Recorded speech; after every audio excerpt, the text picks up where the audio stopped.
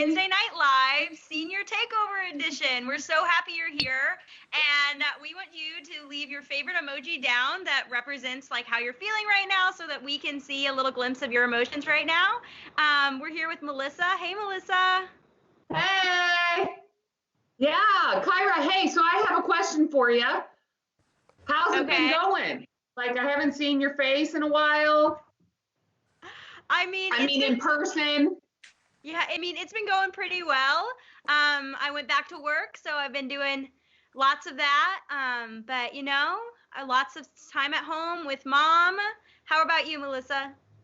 Lots of family time, lots of walks outside and collecting worms and frogs and all of that kind of stuff. So it's been a lot of family time. It's been wonderful. So, well, Kyra, speaking of family time, like that's the thing I'm probably one of the most thankful for is having my family. And I'm going to ask you, what are you most thankful for right now?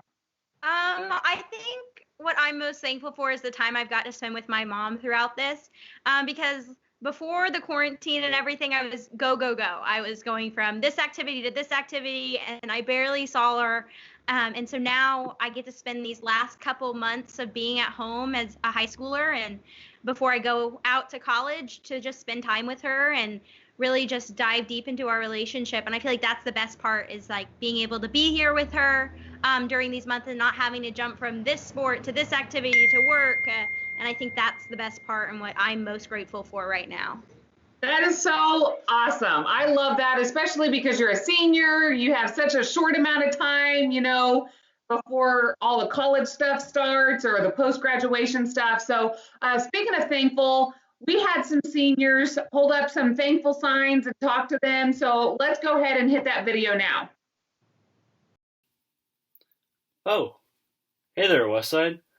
I was just working on some thank you notes. Do you want me to share them with you? I can go ahead and do that if you want.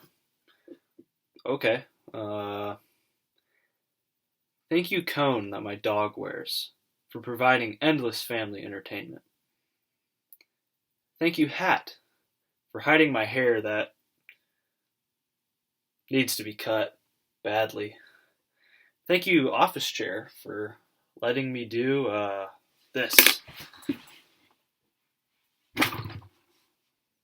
Thank you, online classes, for giving me somewhat of a schedule. And thank you to Zoom for the endless legendary phrase, "You're muted." Well, that's all I have for now. See you guys. Oh, hey. Sorry, I was just busy writing my thank you letters. Oh, would you like to join? I'll share with you a few I have going. First, thank you, Xbox Live, for being the only slight human contact I have been getting through all of this quarantine. Thank you, Home Gyms, for showing me that even when I say if I had a home gym in my house, I would be the best shape in my life, that I was lying. Thank you, LED strip lights hung from my ceiling, for always making sure that my snaps are on point. Thank you, blankets, for cuddling me and embracing me late at night when I feel oh so lonely. And lastly, thank you, Twitter, for letting me embarrass myself by publicly announcing the stupid thoughts that come through my head each and every second of the day. Have a nice one. Thank you guys for sending in your thank you notes. They were so great. It's wonderful to see what everyone is thankful for during this time. I know personally, I'm really thankful for technology right now. I know it's not the ideal way to communicate with other people, but I find a lot of comfort in being able to see people face to face. I also find a lot of comfort in worship. And I know that worshiping in person is more powerful, but right now I find a lot of strength and a lot of peace in worshiping at home, through whether it be Wednesday Night Live or Sunday church. That's where I find a lot of peace, is worshiping and praising the Lord. And so I'm really grateful for that opportunity. Do you feel the same, Melissa? Oh my gosh, yes. And I find myself being more emotional at home when I worship than when I'm in person worshiping. Almost every Sunday, I'm listening to worship and I have like tears streaming down my face. I'm sure it's because I'm in an emotional place right now with all the uncertainty, but also just because I just feel the Holy Spirit within me and in the presence of our home, which is so awesome. And I think that's the intent of worship. So let's hear some of our seniors bring in some worship to our homes. It sounds great to me. This week I was reminded of a verse, Joshua 1:9. Have I not commanded you? Be strong and courageous. Do not be terrified. Do not be discouraged, for the Lord your God will be with you wherever you go. This is really important because God says, have I not commanded you 2 times before this, for a total of 3. Now, this is really, really applicable to today. When everything seems very fear-oriented, we don't have to be. So I'm singing this song today called Stand in Your Love, and one of the verses is, my fear does not stand a chance because I stand in your love. So I invite you to sing with me right now.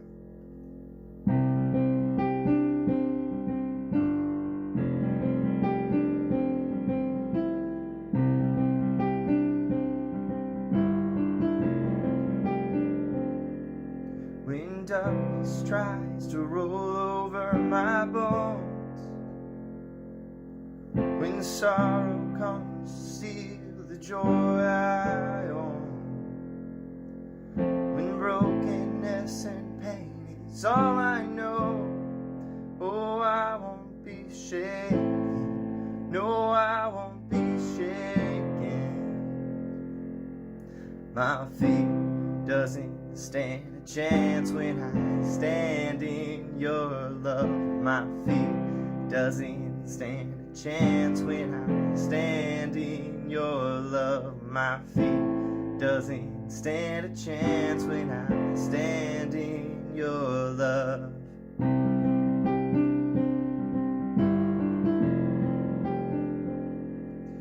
Shame no longer has a place to hide. I am not a captive to the lies. I'm not afraid to leave my past behind. No, I won't be shaken. No, I won't be shaken. My feet doesn't stand a chance when I stand in your love. My feet doesn't stand a chance when I stand in your love. My feet doesn't stand a chance when I stand in your love. Sing this with me. My feet doesn't stand a chance when I stand in your love. My feet doesn't stand a chance when I stand in your love. My feet doesn't stand a chance when I stand in your love.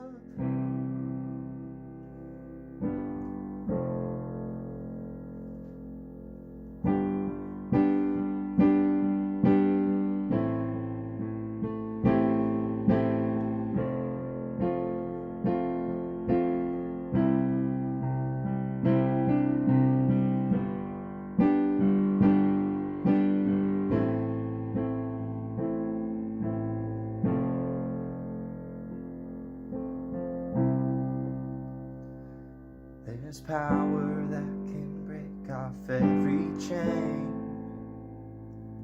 There's power that can empty out a grave. There's resurrection power that can save.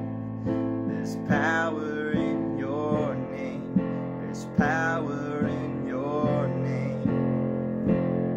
There's power that can break off every chain.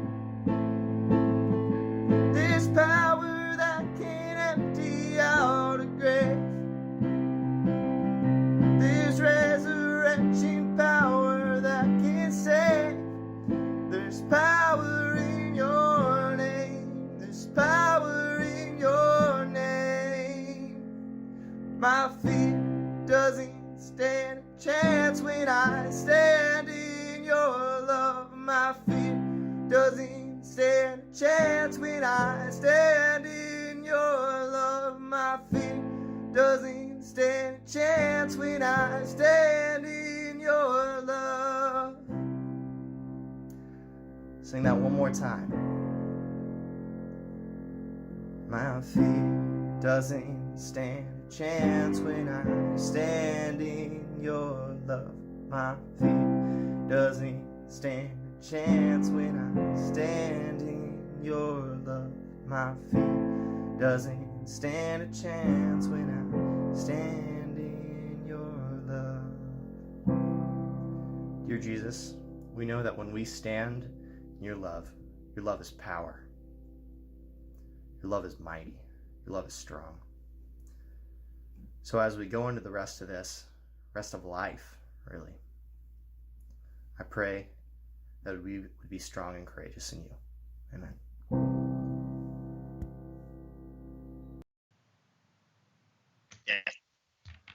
All right. Well, hey guys, how are you guys doing today? Good. Good. Very good. Dude. All right. Well, hey, I think that let's go ahead as we kind of enter into this conversation.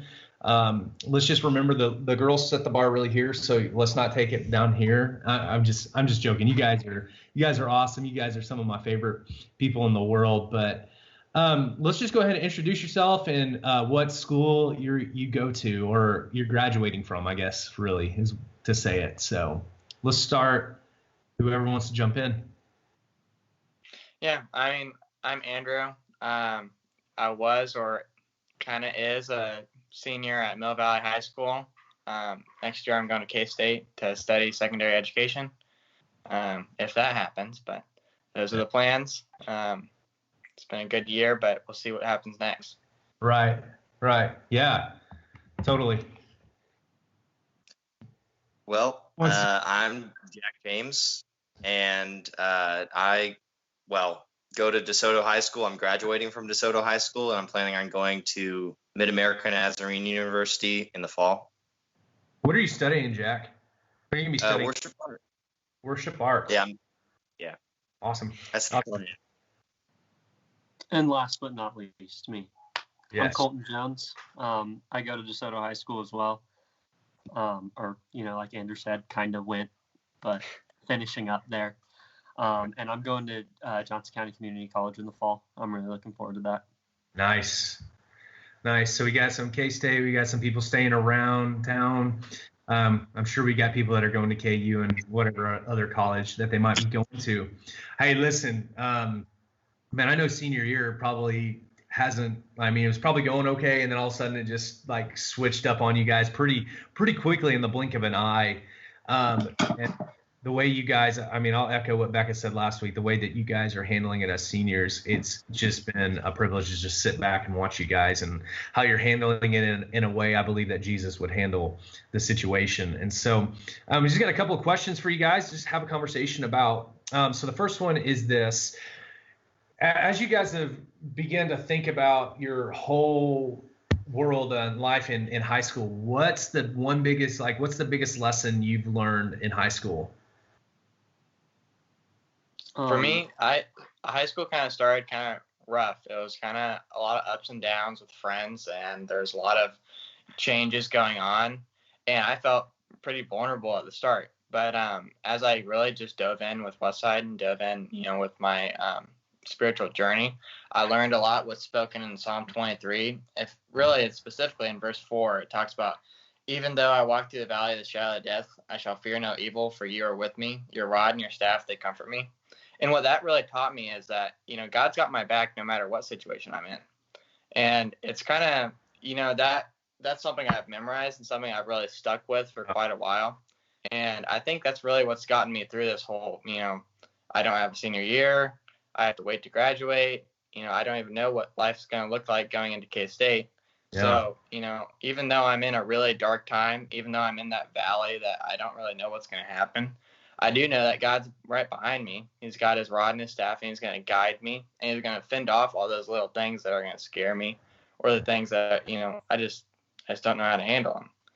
And so I've been very fortunate to have people around me, like, the leaders at Westside and all the guys in my group. These guys have really shown me that, I can conquer, along with God, I can conquer about anything that comes my way. I love that. So for me, high school has been like, it was like kind of like a basketball game. It was like the first half and the second half. And so for me, the first half was like, it wasn't who I was supposed to be in a way. And I was chasing it a lot. And I was like looking for my identity in other people and different friend groups and that stuff. And then my junior year, actually, it was camp going into my junior year. I had a life change, and everything was kind of clear to me about the way I should be living. And so I started chasing after that instead of chasing after all those other worldly things. And I've been happier with my life. And so the one thing it's taught me is just don't chase after those like popularity friend groups and that stuff to find out who you are, and chase after God and let him tell you who you are. That's good. It's really good. Sorry. No, you're good. Cool. One thing, like high school for me, I kind of had the same type of like first half and second half. And it was really the summer between my sophomore and end of sophomore and into junior year that I had some life change happen. So basically what happened was I was searching for purpose. Yeah. And I, up until about end of freshman year into a little bit of like into the summer of sophomore year, I found a lot of joy in baseball. And I really enjoyed baseball. And then I felt God kind of pulling me out of that. And I had been on the worship team since 6th grade. And I was continually on the worship team. But I didn't really see my calling until I focused on praying for purpose. I was praying for purpose during that camp for probably the first few days of camp. It was just, I was praying and praying that God give me purpose. And finally, by the end, I got you already know what you're going to do.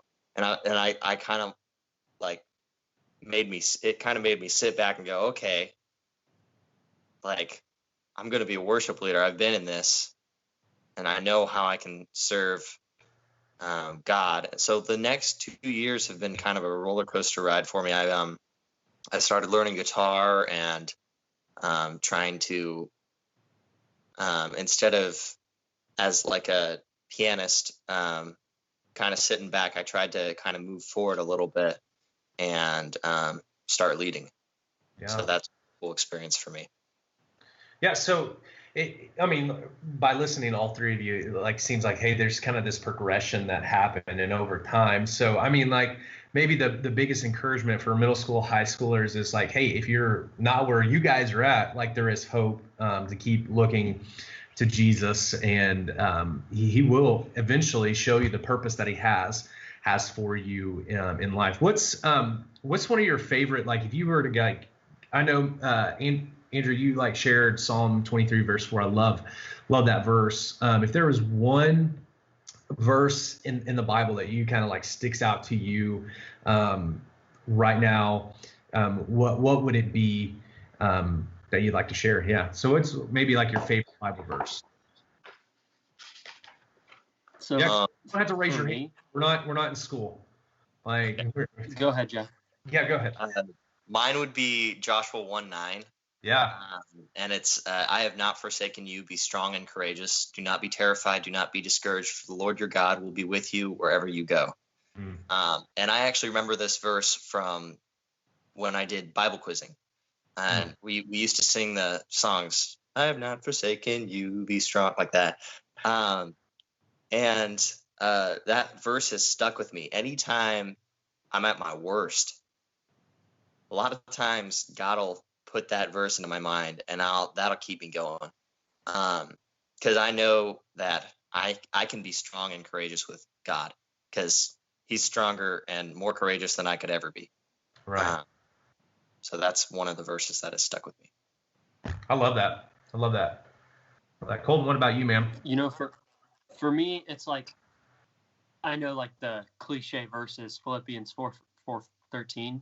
Yeah. And for me, so I found out about that halfway through my 7th grade year. And that's just stuck with me even through like tough times and that stuff, because I know a lot of people like will say it's a way to just like, I can do all things through Christ who strengthens me. Right. And for me, I think of it more as when I'm with my relationship, when my relationship with Christ is growing and I'm focusing on being in a relationship with Him, He will help me, and He will guide me and lead me. And so it's not necessarily about the physical, like I can do anything, like through Christ who strengthens me, I can dunk from the free throw line. It's like I can help others through Christ who strengthens me, and that stuff. So that's really just kept with me through all this time. That's good. That's good. All right, Andrew, I know you threw out Psalm 23:4, but do you have another one like that you're like, dude, I love this verse? Yeah, I do. James 1:2-4. It has really been something that's inspired me throughout the past few weeks. And as I look back, I'll read it, but as I look back, it's definitely something that's been a theme in my life. I've gone through a lot of like ups and downs, as I talked about when I read Psalm 23 verse 4. But you know what James 1:2-4 says is, "Count it all joy, my brothers, when you meet trials of various kinds. For you know that the testing of your faith produces steadfastness, and let steadfastness take its full effect, that you may be perfect and complete, lacking in nothing." And as I look back, I think, it really points out what happened to me sophomore year. I went through a lot of trials. I went through a lot of ups and downs, as I was saying. I didn't really know what was going on, but I knew that testing of my faith would really transform who I was in that moment. I wouldn't say I was proud of who I was freshman year. I was very different from who I am now. But I know that testing that God put me through really changed who I am to be now. I'm not perfect, but I know God has transformed me into be a better man and to be a better, follower of Christ. I think I've been able to really lead people because of that trials that I went through. And I always go back to James 1:2-4, because I know that every trial that I go through is going to transform who I am. And, we say it's almost like we're fortunate to go through this Corona thing. It's going to really change who all of us are. Once we get out of this, hopefully, it's sin. But once we get out, I think a lot of people are going to be better than who they were before. Right. I love that. And I'll echo that, just even knowing you for the last year, and all three of you, is that I've seen that in you, of how you allowed God to test that faith that you guys claim to have, and it's faith, man, that we're saying, hey, it's trusted. So I believe God's worked in your lives. All right, so we talked about high school, one memory from high school. Now I want to go like all the way back to middle school. So you walk in student ministry, 6th grade, middle school, stuff like that. So here's my question for you. If you could go back to middle school, what would you do differently? What's one thing that you would do differently if you could go back to middle school? Oh, well, the guys in my group know now that you can't stop me from talking, but that was very opposite when I got to Westside in 7th grade. I was the one guy who never talked. Yeah. But I know it was like freshman year, I kind of hit a breakthrough and I realized the speaking gift that God had given me. And I knew that I was able to say things that would inspire people. But boy, in 7th grade, I don't think I would have said anything. Even if I knew I had something cool to say, even if I knew God was leading me to say something, I was very, very timid and I felt like I was going to be judged. But what I learned, going into freshman year and sophomore year is that, these guys around me, these guys in my group are never going to judge me. I've got, it's a great place to share what's really on your heart and things that God is leading you to say. So that's what I wish, 7th grade Andrew would have known is just speak. You got awesome. Everybody has something cool to say, and everybody has a story that can inspire those around you. Man, that's something I've really been fortunate to learn with the guys in my group. And I know it's not something just unique to, the group that I'm a part of. Yeah, that's great. I love that. Mine kind of ties off of what I was saying earlier, but it's more in the fact so in middle school, I was like, it might shock you, but I was like the kid who didn't want to play any sports, and I didn't want anything to do with PE class, anything. I hated sweating. It was just, I hated it. And then for me, I found that I really enjoyed basketball. And that was when I would sit down and watch KU basketball or the NBA with my dad. And so I tried and I worked hard at it. And I mean, I still play today. And but I guess what I'm saying is everybody has their thing. Like, it may not seem like at the time, I know coming into 6th grade, you may not know what your thing is. And that was the deal for me. And everybody has their passion and what brings them joy. And ultimately that all comes in God, but God has given you those gifts to do that thing. And so for me, what I would have done is found my thing sooner so I could work on it. But also that's a part of my journey. So there's nothing I can do about that. But yeah, it was just to find my thing. Yeah. And pursue that. I love it, man. That's great. That's really awesome. Mr. Jack James. So what I would say is the biggest thing for me, one of the biggest breakthroughs for me, other than learning my purpose, was aspiring to be authentic. So our group, before the summer between junior and senior year, our summer camp, we decided we're going to be authentic. We're going to put everything out on the table, and we're going to be real. I don't think I could have done that in 6th grade. I wish I would have been able to. I was from 6th grade, I was just kind of scared because I didn't know a whole lot of people very well. And I, as the years progressed, developed a really good, one-on-one relationship with people. And I think it's become a thing that it used to be where, I think this is the case with many groups. If a new person shows up, everybody's kind of scared to share. I would be in a lot better place if I had not been scared to share. I came to this realization. I was like, you know what? My story is my story. And if someone wants to criticize my story, I really don't care. It's my story. Yeah. And I got to that place, and I think it was a really good place because I was able to be authentic, and that was where real change can happen. Yeah, absolutely. Yeah, guys, I love all three of those responses to that question. That's really cool, and it's really neat, I think, sometimes for us to kind of look back at where we were to kind of see where we are now, how much God has brought us through, and just how faithful He is to, He says in the Scripture, if He began a good work in you, He's going to see it to completion. And the good thing for you guys is your journey isn't completed yet because you're alive. So I mean, so I'm excited to see how God continues to use you three and really use the class of 2020, because I believe you guys have a unique story that you're going to be able to tell, and God's going to use that story for his good and for his purpose. And so middle schoolers, hey, lean into what they're saying. High schoolers, continue to follow Jesus. And man, I believe you guys will be able to sit on the backside of senior year and say some stuff like these guys are saying. So, well, hey, thank you guys so much for joining today. And I hope you guys have. Thank you. Thank you for having us. Oh yeah. Yeah. It was fun. This has been great. I wish that people could have seen our conversation on the front end. Like, that would have been hilarious. Like, it would have been so great. We talked about how James is not good at Fortnite because, you guys already know at the front end what we talked about. Jack, come back next week. It's gonna be gone.